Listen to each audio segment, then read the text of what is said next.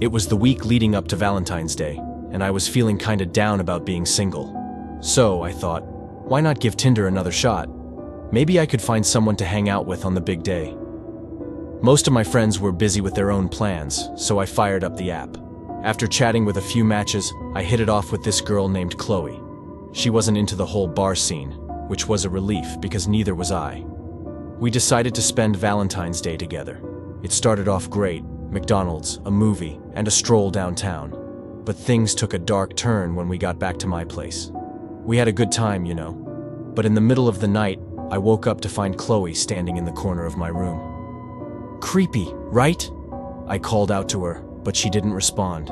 She just stood there, not moving a muscle. I tried to shake off the weird feeling and went back to sleep. When I woke up again, Chloe was gone. I searched the apartment, but she was nowhere to be found. Then, I heard a noise coming from the bedroom. I found her standing in the dark, facing away from me.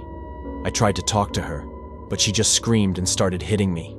It was terrifying. She had this blank look on her face like she was possessed or something.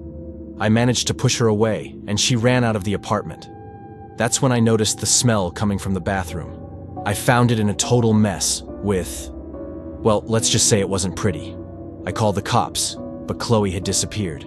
They couldn't find any trace of her. They told me to stay safe and keep an eye out.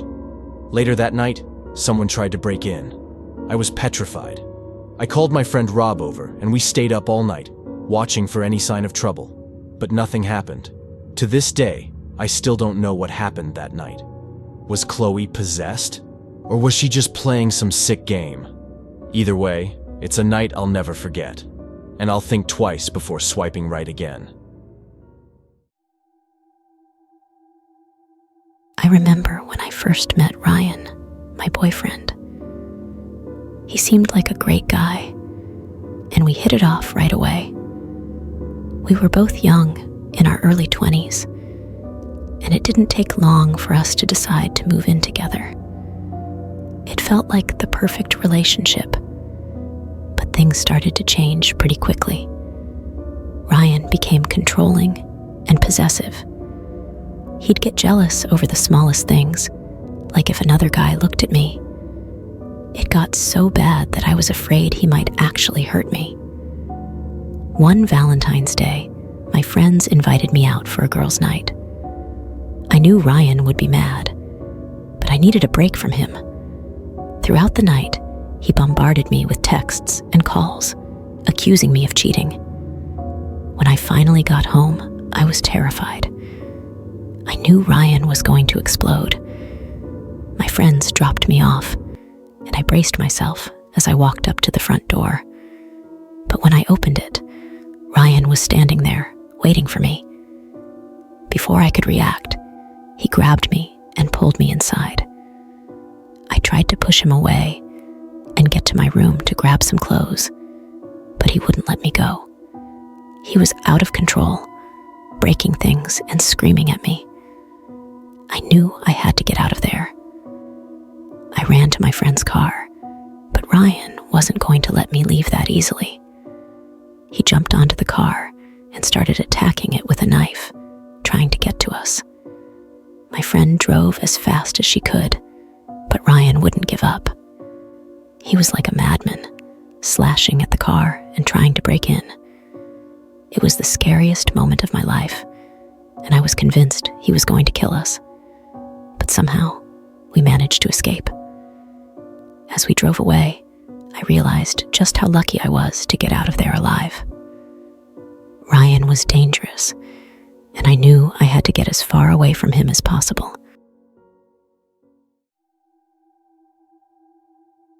My name's Michelle, and this story happened 3 years ago on Valentine's Day. I was all set to meet my boyfriend Dave for a romantic dinner at 7 o'clock, but things didn't go as planned. Throughout the day, Dave and I texted back and forth.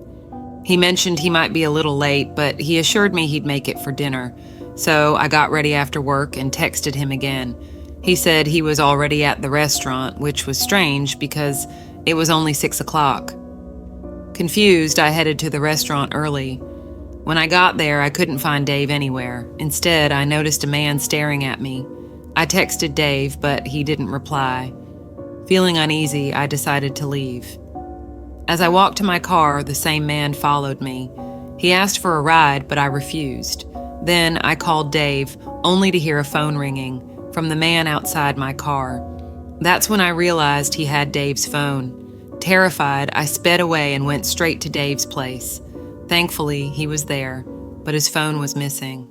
We called the police, and they found Dave's phone in the restaurant parking lot, but the man was gone. It was the scariest experience of my life. Who knows what could have happened if I hadn't trusted my instincts?